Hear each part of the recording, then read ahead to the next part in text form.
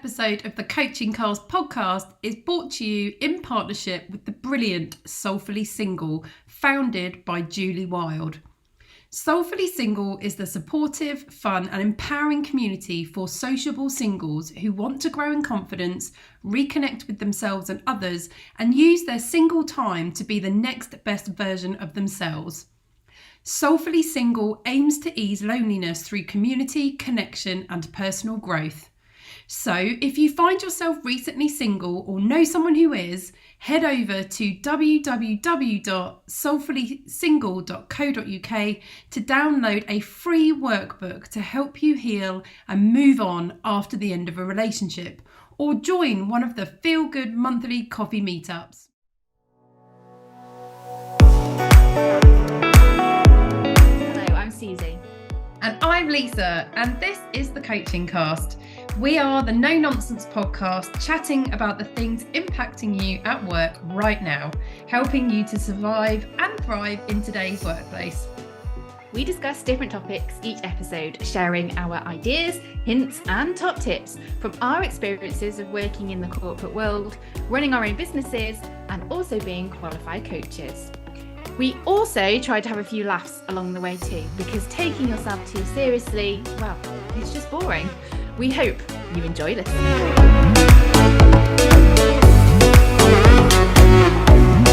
today's episode, we are talking about the importance of emotional awareness in the workplace. We explore what it is, why it's an important skill for everyone, and how you can demonstrate emotional awareness when you're at work with the help of our top tips. So stay with us and enjoy.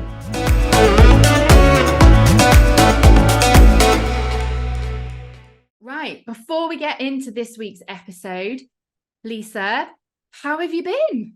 I know, it's been ages. I feel like I haven't seen you for ages. So it's so good to see you and to be back on the mic after this very long extended break. But yeah, how have I been? I have been dodging the rain and basking in the sun when it happens, just like a lizard. I love that. As the lizard lounges. Yeah, that's exactly how it's been. I came back from Cape Town at the end of June. I missed the heat wave in the UK and it's just rained ever since, apart from that wonderful week we had in September, which was glorious. But yeah, that's pretty much summed up my summer. Dodging the rain, basking in the sun like a lizard. Living her best lizard life, yeah, essentially. Pretty much. So yeah, that's what I've been up to. What about yourself? Well, yeah, it's the weather has really turned now, hasn't it? So like it's very autumnal now. I feel like things are getting cozy. I feel like the pumpkins are coming out. Like, you know, it's going to be very like I think the pumpkins have been out too early. I don't understand it. I've never known Halloween to be promoted this early, or maybe it's just I've never bothered to notice. I'm not a Halloween fan. I find Halloween, I don't like being frightened. We've talked about this before, I think, on the pod. Yeah, we have. I don't enjoy Halloween, but I do love autumn. But I agree. I think we went out on Sunday and I literally was like, all the trees have turned, and I just feel like I missed it. But yeah, it's weird. There we go. So yeah, autumn has definitely landed. What else has been going on? So I've had a good summer, been doing a bit of traveling, a bit of working, a bit of life. Had my wisdom tooth out 2 weeks ago. In pure Suzy style fashion, obviously like a health related issue right there, but no, actually it was fine in fairness.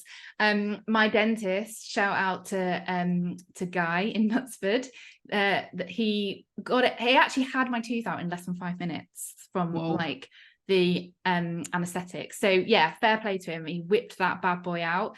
And then I was just like, oh, is that it? As I got myself all stressed, and then it was done. I was like, oh, okay. But anyway, yeah, so that's actually been healing really well, been good. So that happened.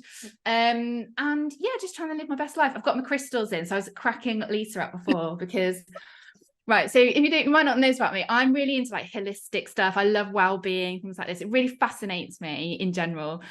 And so I love crystals. Anyway, I put my crystals, I wear my crystals down my bra most days.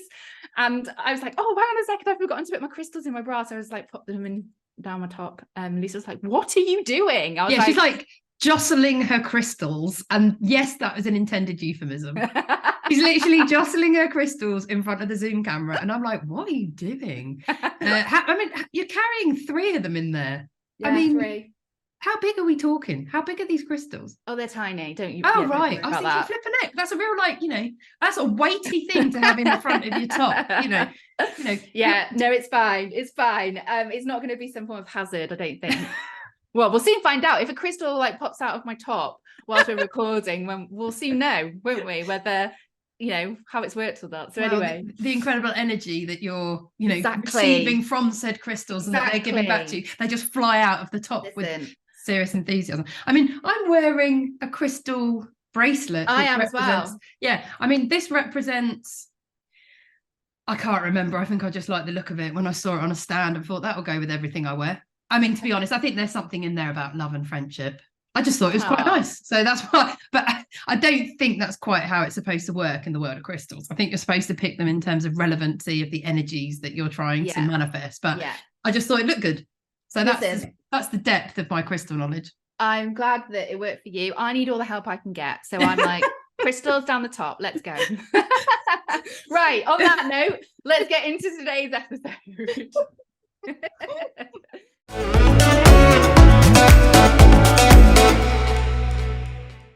Today, we are chatting about the importance of emotional awareness at work, a superpower many of us possess, often underrated in its importance and misunderstood. Mainly, it's a skill set reserved for leaders only. Well, that is wrong. Emotional awareness is your ability to manage both your own emotions and also understand the emotions of people around you, so that you can better navigate work situations, communications, and relationships. See why this isn't exclusively for those in leadership positions? In fact, studies have shown that those with higher emotional awareness tend to be more productive, have better job satisfaction, and are less likely to burn out. Why? Because when we are emotionally aware and listen to our emotions, we better understand ourselves. And that is a superpower, CBBS. And that is what makes us glow differently.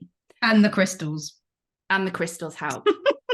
So, Lisa, what is your experience of emotional awareness in the workplace? I love this topic so much. Like, I think I'm so passionate about emotional awareness. And I think because I absolutely agree with how you've described it, in that it is a superpower, but I will admit that I don't think it's celebrated enough. And I think academically it's celebrated. And I think you can absolutely immerse yourself in a lot of true experts who will celebrate this topic, but it's not celebrated enough in the workplace.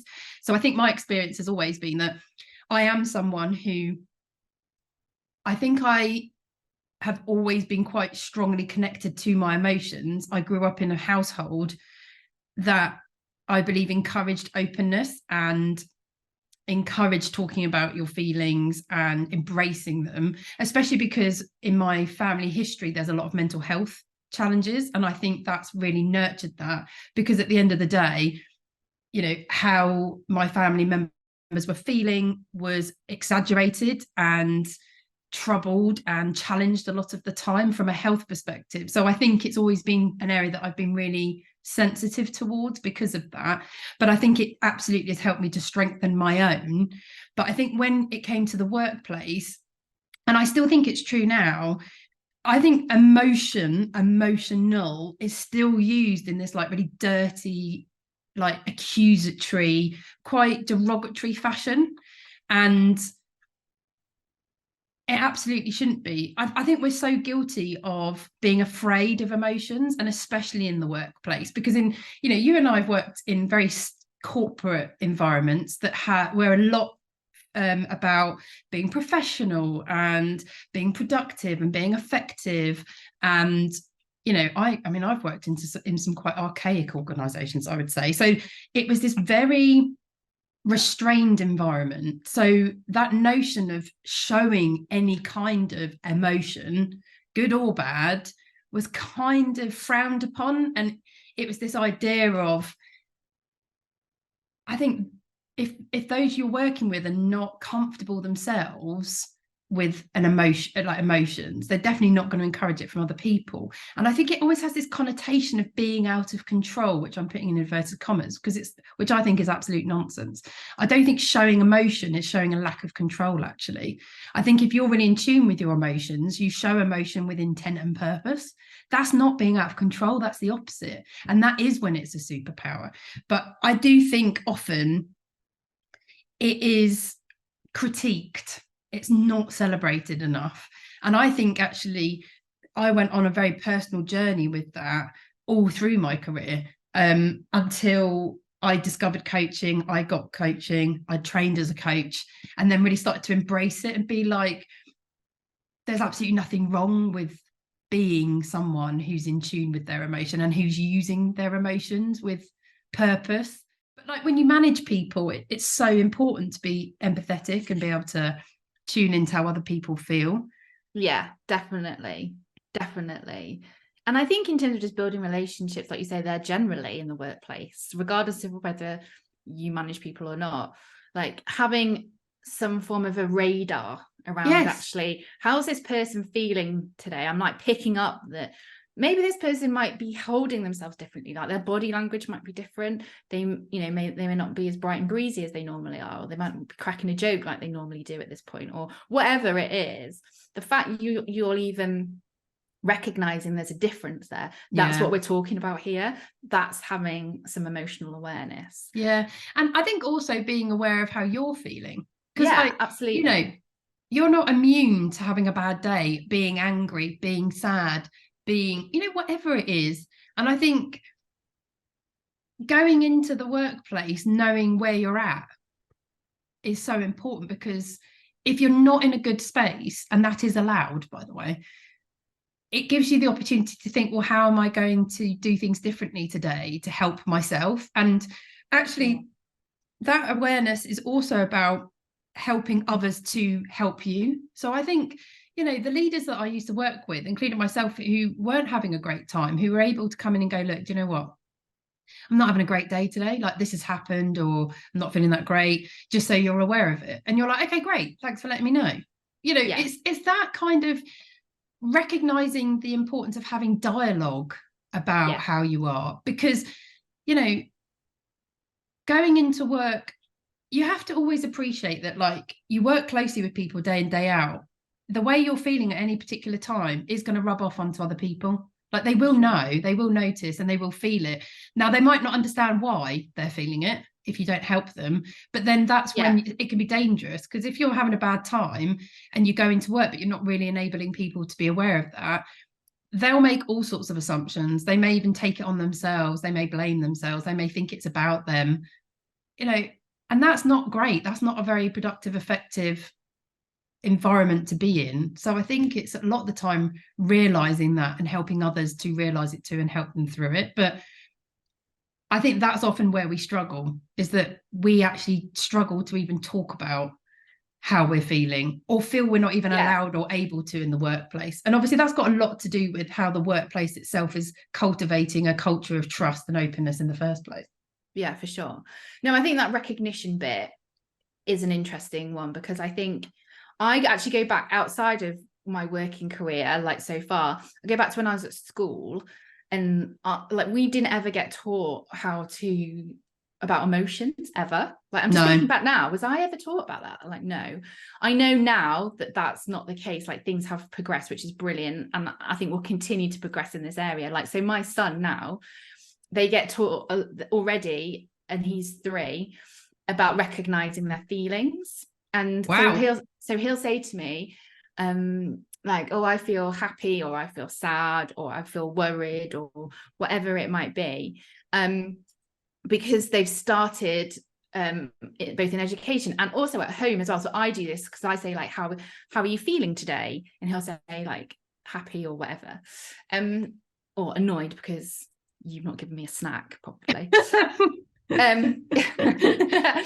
But that first step around recognition, which is my point, is really, really important. And actually, like, if you're not taught that skill set from an early on age, which I think certainly in our kind of age generation, like, we weren't, and I think that's probably the same for those who are slightly older than us as well. like it's quite hard to then suddenly be like learn all of that from a point in life, especially when you get in the working world. I think if you're not naturally emotionally aware or tuned into how you're feeling, actually being able to recognize how you're feeling and then articulate it to somebody if they ask you, or if you feel comfortable enough to share, is quite challenging. And yeah, it's a really interesting, because I'm just reflecting now in the moment, like I've worked with people who are both really emotionally aware, maybe too much actually, so they will really wear their heart on the sleeve and really like talk about what's going on for them, to the point where like they can't focus on anything else. So I've worked with people who are like that. I've worked with probably people in the middle who are like really aware of where they're at, how they're feeling that particular day, why that might be, and they can articulate it, but they can focus and they can keep, you know, moving forward on that particular day. And then I've worked with the other extreme as well, especially when I have to say, this is like a bit of a stereotype, but it was true in my experience in sales, where actually a lot of the people I worked with, mainly colleagues actually, didn't have great emotional awareness. They were just very much focused in on the delivery side of things. It wasn't how you got there or how you felt during that. It was just that end result that was the focus. So I've worked with people kind of in the extremes of that. I would put myself probably somewhere in the middle personally. I think I absolutely have bad days for sure. And I think those bad days are harder now I work for myself, actually, because I don't have someone often to, you know, talk to about how I'm feeling or where I'm at, and to kind of help me move forward. And I think that is a struggle that many people who work for themselves because that's their workplace. You are your own workplace. Yeah. So, you know, that can be quite consuming and challenging. So yeah, it's a really, really interesting one. And do you think there are any kind of like traits of somebody who's got high emotional awareness? So it's interesting, because your description of someone with high emotional awareness, I don't necessarily agree with. So where you were saying someone who like is, you know, wears their heart on their sleeve, and that whole description of like where they are, you know, comfortable in showing their emotion and but potentially staying there, that for me is, I think that's when you become emotionally sensitive and even emotionally, I would say, stuck. Because I think being emotionally aware is recognizing when you're in a place such as that, and then recognizing what to do to help yourself move forwards more productively. So I think if you're someone who feels acutely, it's about ensuring that you know how to support yourself to still, well, even be aware of that, and then have the strategies to be able to get the balance back. Because I think if you're someone who then stays in that space, you lose the awareness of how that's impacting everybody else, as well as yourself. Because it's about knowing when it's productive, when it's being helpful, and then using that information. So like Dr. Susan David, one of my favorite people ever, talks a lot about emotional agility. She's got a book for the same name. We'll put it in the show notes because it is absolutely brilliant. She says that emotions are data, and that it's information that we can use to help us to better understand situations, what's going on for us, and how we would like to behave, what we'd like to do. And she always talks about the fact that it's not about good or bad, because we oversimplify emotions and we label them as either positive or negative. And we are very guilty of that in the workplace. So what we have an over tendency to do, I think, is to celebrate only the positive emotions and ignore the negatives, because we find negative too difficult, it's too uncomfortable. And so many of us don't know how to just sit with emotions, and that includes emotions of others. So often I think in the workplace we spend so much time trying to make sure that no one is in the negative, everyone's happy, that no one's allowed to be angry, no one's allowed to be frustrated. You know, you've seen that typical thing. I talk about this a lot, you know, when it comes to talking about people's performance. Too often as managers we go, well, they did have that episode where they behaved a bit inappropriately because they showed a bit of anger, or they you could clearly see they were frustrated and it just wasn't right in that moment. Like, we belittle how people feel when actually that person had every justifiable reason to feel that way at the time. It's possibly more about how we supported them to move on from it. But it's not something to then hold against them, which I've seen too often. I think, Dr. Susan David says workplaces that are too guilty of just saying, well, that was bad and that was good, and we only like the good, when actually sometimes the negative feelings, as to oversimplify the labeling again, are actually telling us important things that we need to address. It's not about ignoring them or shying away from them. So I think when it comes to like what are the traits of high emotional awareness, I think it is having that ability to embrace the emotion of any kind, and to, as I said, kind of sit with them and help others to sit with them and use them as data. So if you've got someone in your team, those managers who I've seen, who I personally feel have got traits of this, are those who they have the confidence to go, I want to explore that a bit more. I want to understand what's going on. And I want to hold a space to enable that person to be able to do that. So actually, now, like you pointed out, that could be something that's really directive because that person is saying, this is how I feel right now. Or they've got the awareness, as we're talking about, to go, something's not right there for that person, and I need to help them to explore it and to work it through, because I can sense something's not right, but I don't know what it is yet. But, and that is that heightenedness of being consciously aware of all your people and noticing the subtle changes, like you pointed out, noticing the body language, maybe noticing the quietness, maybe noticing the loudness, noticing that something is something new. There's a change. Yes. There. But I think it's the skill of being able to support it to be communicated. That's such a high, I think, trait of being emotionally aware, is having that ability to say, let's talk this out, let's talk it through, and helping people to talk about it who potentially aren't able to do that themselves. I think as well, just to build off that, because we're talking here also about that this isn't a skill that's just reserved for leaders, like we said in the intro. This is, so you might be like, well, I don't manage people, so might not have the opportunity to facilitate these conversations. Well, actually, you don't have to manage people. This can be for anyone, even just a colleague, someone you work with, a supplier potentially, you've got a good relationship with anyone, and outside of work as well, like friends, family. But also it can be, to bring another dimension into it, how you then deal with this situation for yourself. So what I mean by that is sometimes when there can be emotion involved, people can tend to react rather than respond. So for example, if you're talking to somebody and they are suddenly I don't know, and we just said we didn't want to simplify emotions. I am about to simplify to make a point. For the context of this conversation, we will. That's fine. Don't hold it against me, guys. Don't hold it against me. So someone's kicking off at you, or they're talking to you in a slightly assertive, passive aggressive way. There's a real tone, there's a real edge to what they're saying. Your initial kind of reaction might be to react and be like, actually, I'm going to talk back to them in that way. I'm going to match their style. I'm going to match that impact. That's winding me up. I'm going to react. And when you react, and you may potentially say something you regret there, you may not hold yourself in the best possible way. When you react, you give away your power. Okay. And that is an emotional awareness comes into that as a reaction, as a transaction as well. When you respond, you don't give away your power, because you kind of go, okay, you're very neutral in your response. Okay, that's interesting. Okay, keep going. You're not saying you're wrong, you're this, you're that, I don't agree with that, you don't agree with this, etc. You're holding your power yourself, because you're not feeding it, you're not reacting in that moment. And sometimes that's needed.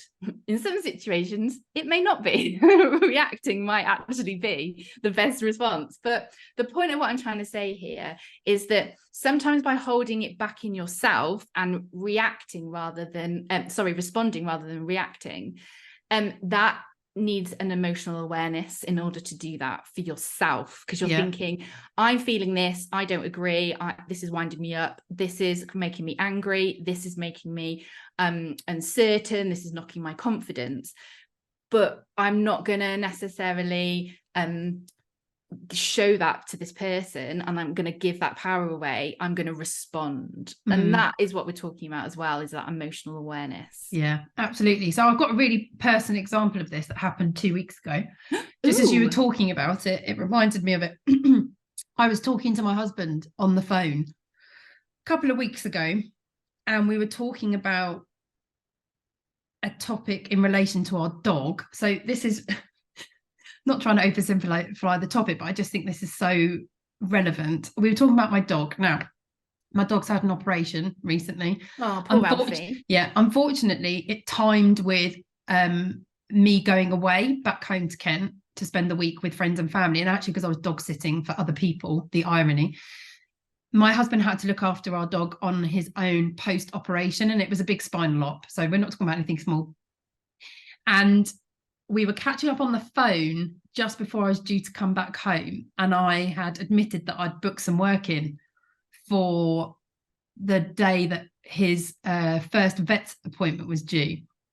And my husband was really angry with me about it, because his view was that I shouldn't have booked the work in knowing that I would potentially have to take the dog to the vet, and that I shouldn't have assumed that he was just going to do it because he'd been looking after the dog for the whole week.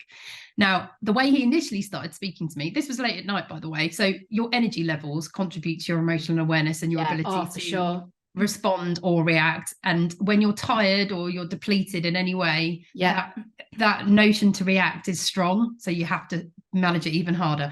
Now, he started to get very angry towards me, and I felt immediately defensive and slightly incredulous, because in my view I was like, well, I've got work, like it's my job, I'm self-employed, I can't turn down work. Anyway, my initial reaction was to hang up the phone.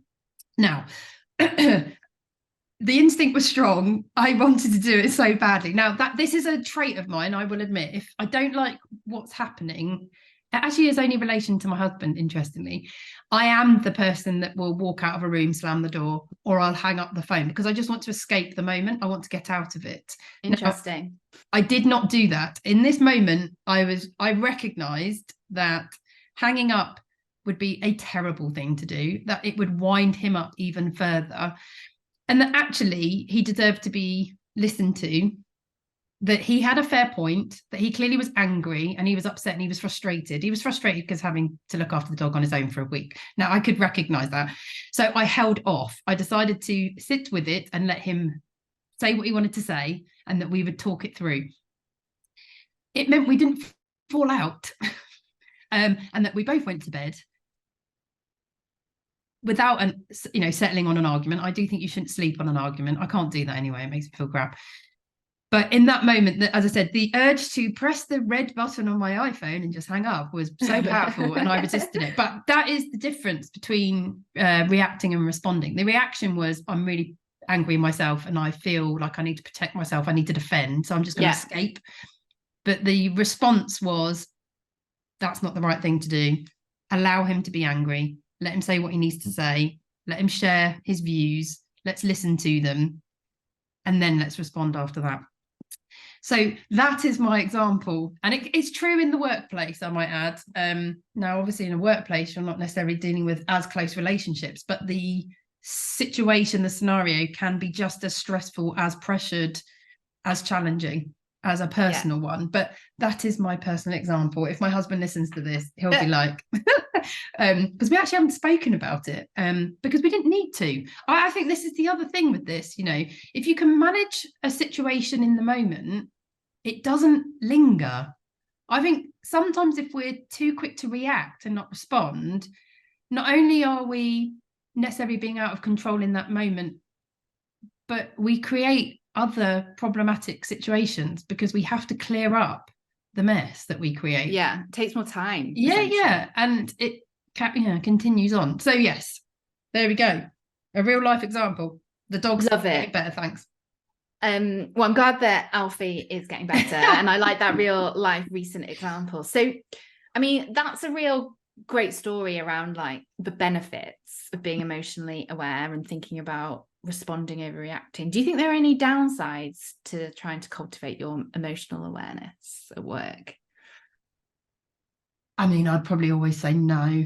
I just think it is such an incredible skill to have, and for your own well-being, if I'm being truly selfish, beyond others, like Yeah. knowing this, knowing in yourself, being in tune with your feelings, recognizing what they're telling you, the connection you can build with yourself, which is just, I mean, that has so many benefits to it. I think the only thing is always, like a lot of, like all strengths actually, it's always about balance. Like all of our strengths can move into challenges if we don't keep them in check. So I think with emotional awareness, it kind of plays into what you were describing of your experience of the extremes of those you've spent time with, where they are, as I, you know, my interpretation is being maybe emotionally oversensitive, and where if you become too consumed by how you feel, you don't recognize how that is actually holding you back or even impacting other people. Yeah. And you lose the awareness. You stay in the emotional, but you've lost the awareness. So I think it's always about recognizing the balance. And I think being true to yourself. So like being emotionally aware isn't about being emotionally selfless. Like that's not what we're talking about. It's not being like so attuned to other people that you forget yourself. And I have to admit, as someone who believes that they are emotionally aware, I think sometimes I can become so emotionally sensitive to how other people feel that I discount my own feelings. Yeah. So I was about to bring this point up because I think I can still do this. I've tried really hard to work on this for myself, actually. And I think that's just come through like confidence. But I think when I was in the corporate world, this definitely held me back at times because I was a bit more emotionally aware than some of the people that I worked in direct contact with, to the point where I wouldn't necessarily articulate my thoughts or my views or how I felt about something fully, truthfully. What I mean by that is not that I didn't lie, but I held back. I kind of dialed it down. So if it was something I felt really passionate about, I would maybe not necessarily like give that or like open up about how passionately I felt about something, because I was really aware that the person I was talking to, for example, might not like it, might not like hearing that. And so I was aware of their emotions, how they may respond, how they may react, how that might make them feel. But at the same time, I was then dialing down actually my true emotions in that situation and how I felt. Now, that's something that I've become a lot better at doing in terms of being a bit more direct and a bit more forceful, and sometimes in the way that like what I think and feel and might want to like add to a situation. But I still have moments where I don't. And I think that's also linked to my personality as well. And I know we're going to do a future episode on personalities. So watch this space, CVVs.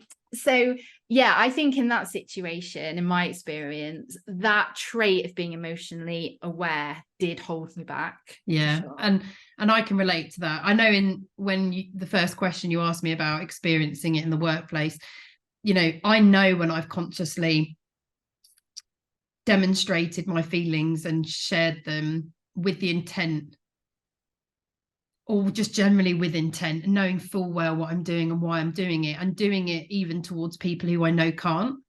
And I know I've done that at times to make a point to them, but I've only done that when I feel comfortable and able to, and when I feel confident to do that. But there's been plenty of times, and I would probably say more so in my personal life actually, where I've diminished my emotions to protect other people, and then it's not made me feel that great over time. Because that's interesting, because I'm the other way around, I think. I think I do struggle more with it with people I know. People who I'm very close to, I find that a lot harder. Whereas people who I'm not as such, or where I've got a very different relationship, like a working relationship, I don't have the same challenge. I mean, there's definitely people where I felt, do you know what, I'm going to be judged by my emotions in this situation, so therefore I'm probably going to hold back because I don't want to give them that ability to judge me. Yeah.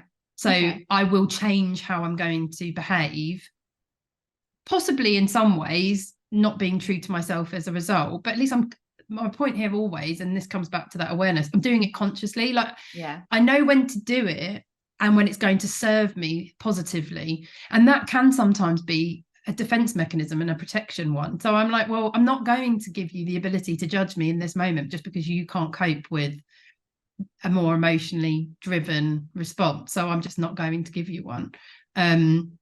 But I can do, I don't know, I feel much more comfortable in a work context to do that. Personally, no. Personally, I think I've often dampened, like, so I know there are times when I've been angry and I've just swallowed it because I just don't feel that other person can handle it in my personal life, and that no good will come of it. So I'm just not prepared to go there. Now, unfortunately, if that happens repeatedly, it just makes me feel crap, because ultimately I'm not really sharing how I feel, not honestly. Well, yeah, you're not being true to yourself, are you? And it's like with anything, if you're not true to yourself over time or numerous occurrences, it manifests in ourselves, and it becomes harder. You can't hide that as much. No, so that's more my challenge area. That's definitely more my challenge area. Okay, so then, if you're a CBB, you're listening to this now and you're thinking, right, I get this, Lisa and Suzy. Well, I hope you get it. They'll be like, what the hell are these two waffling on about? Fingers crossed. But how do I do it? How do I do this? So, Lisa, what are your top tips around building emotional awareness for yourself? I think, to start with, and I talk about this in a lot of contexts, but especially with emotions, is get comfortable with your own. Because I think when you start recognizing the way you feel about things and that you're able to articulate what those feelings are, you start building an awareness that starts with you and will then naturally start emulating to others. Because I think when you recognize your own emotions and what they're telling you, you start to create an awareness in yourself that heightens your awareness of other people. Yeah. So I think that's where you have to start. So, and for some of us who potentially have not practiced this very much, it's going to feel really bloody uncomfortable. And I think it's about getting comfortable with the discomfort, because it's going to feel really unnatural if you're someone who is not comfortable feeling, especially more of those traditionally, let's call them negative and inverted commas, like sadness, anger, frustration, disappointment. If you're not comfortable with any of those, it's going to be really hard to start with. And I would say, do your best to stick with it, because it's telling you stuff that's really important.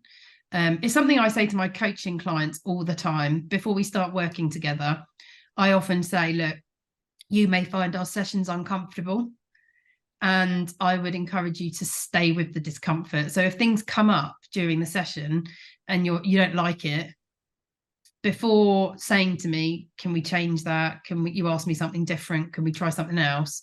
I always say, stay with the feeling and see what it's telling you, because it's usually telling you something that's really important. Yeah, absolutely. So that's definitely my first tip. Okay. My toppest tip. Well, I love that, because that's what I had as my first one, which was pay attention to how you're feeling and why. I mean, we've not even aligned our practice. No, we haven't chatted about this. That's my first one. So, love it. Okay, anything else? I think there's this piece here about recognize how you feel, acknowledge it, and accept it. Now, look, I am a work in progress in this. This is not, I'm not saying I'm very good at this part, as I was just describing, but I think it's about realizing that this is what makes us human. Like the myriad of emotions we feel and experience is what is the humanness in us. And I think it's recognizing your emotions, acknowledging them and going, that's what that is, and just being accepting of it, and not trying to fix it, change it, berate it. I'm not very good at this. I'm not going to lie. I'm not very good at this. I know in myself that I don't feel comfortable being angry. If I feel angry, I very quickly criticize myself for feeling angry, because I just don't like it. It's not a feeling I'm very comfortable with. I actually think it's a very with a female driven trait. I don't think as females we're very good at feeling comfortable with anger, because we've been told we're not allowed to be angry, and because historically women, I mean, let's be frank, women were sectioned for showing any kind of emotion or of any kind. So as a gender, we've never been supported to feel. So anger is definitely a feeling I'm not very good at accepting. I will criticize myself for those types of things. So I think trying to get into a space where you just accept that that's how you feel and see what you're being told in that moment, but just not beating yourself up about it. Okay. Fab. Love it. What would you add to the top tips? So I've got actually listen. Yeah. That's like, I know that applies to a lot of different topics that we talk about, but actually I think it's a reoccurring theme, but that's because it's a reoccurring theme. It's because it's so important. Yeah. So I think actually, like, listen, you know, we all love the opportunity to dive in and talk about how we think and we feel and our experiences, of course, but actually holding the space for somebody to just kind of talk about perhaps how they're feeling, to maybe get them to be able to recognize how they're feeling in the moment, because they might not actually know, but by just talking it through and having that space just to do that, they may suddenly then come to that conclusion and recognition around how they're feeling, what they're feeling, and why as well. So I think don't underestimate the importance of actually just listening in these particular situations. That's my kind of top tip there.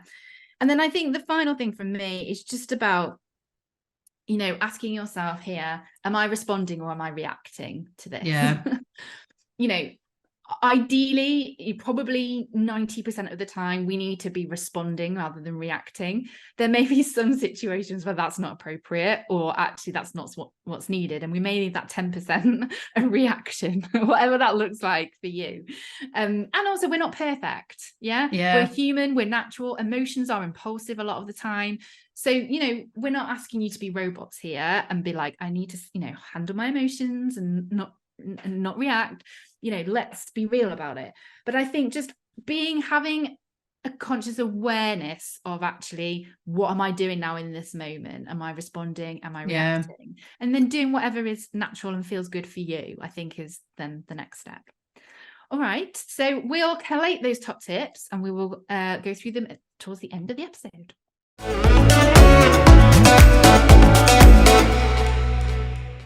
It is back, people. We have our bullshit bingo feature, which is by far the most popular part of the coaching cast, and I think the only reason that anyone even listens to the show.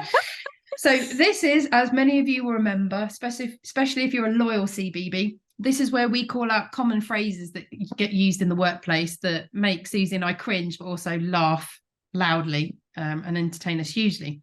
So for today, we have a corker. And actually, this is one that was given to us by our fabulous new podcast producer, Gary Jones, who we are delighted to be working with for this episode and future episodes. Yeah, so shout out to Gary. Gary has, I don't know, he may regret this, agreed to come and work with Lisa and I. He's going to be our producer. So he'll be popping her up now and again in our little episodes as well. And Gary gave us this bullshit bingo, didn't he? And it is an absolute corker. I can't believe we've not had this one before. I can't believe we haven't had this one either. It's absolutely brilliant. So it is, without further ado, put a pin in it. Oh, brilliant. Put a pin in it. It's so good. It's such a classic. Put a pin in it. I love it. It's so brilliant. I don't really think there's much to say on this because it's just so good. I don't know if I've ever used it personally, actually, put a pin in it, but I've definitely heard it. And this one doesn't even annoy me. I mean, usually the corporate bullshit that we share, the phrases that we offer are ones that have really you know, grated on me or got under my skin somehow. Wound us up. But put a pin in it. Nah, it's a good one, this. Put a pin in it. I love it. So thank you so much, Gary, for giving us this gem to start off our new working relationship together on the coaching cast. We're thrilled to have you here for this. It's got off to a strong start, I would say. Brilliant contribution. Yeah, brilliant contribution to the content. You can stay. So so obviously, if you have any great bullshit phrases that you want to share with Suzy and I for us to feature on future episodes of the coaching cast, please do send them through to us. You can send them through via email to hello@thecoachingcast.co.uk, or you can send them to us via social media. So you can visit our Instagram page, which is at the Coaching Cast, or you can find Suzy and I on LinkedIn and message us there. We have a wonderful LinkedIn community who tend to send Suzy and I messages directly and offering us some wonderful phrases. So you can also find us on LinkedIn.